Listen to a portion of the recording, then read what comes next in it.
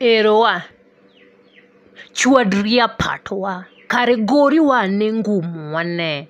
Ero manya ne siro mori chwad godo ng'ino.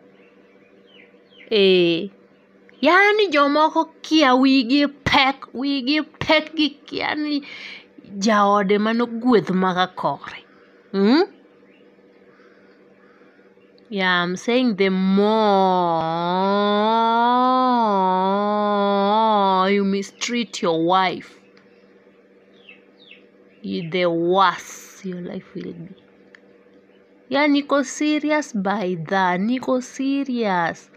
Imagine she's a gift, she's a favor, she's your blessing. Kasti cow blessing me irudelo.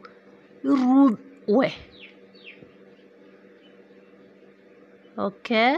Yes, I'm already on the side of the girl. I've already taken sides here. I've already taken sides.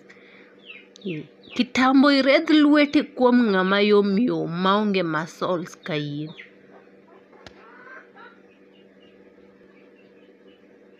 Mano ng'ama wiyo pong' ma wiye pek mokia gimatimo. Your wife is your gift from the Lord.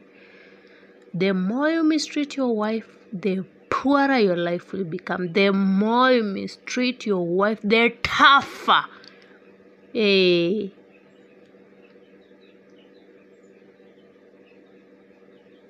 Chwadri apart wanewa. Gori wangum. Many siri chwad kowino wanewa. Yeah, oko ng'ama yom ema piem gi ng'ama yom. Ng'ato bobukore ni go. Your wife is your gift, is your favor from God. The more you mistreat your wife, the tougher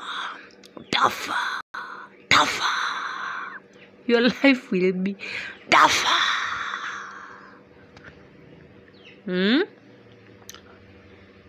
Sawa. Yeah. Koro chusa ne kumi. Kata ne in malo. Sande waine. Sande ne. Di dog pin me redri. Sianda ni dup.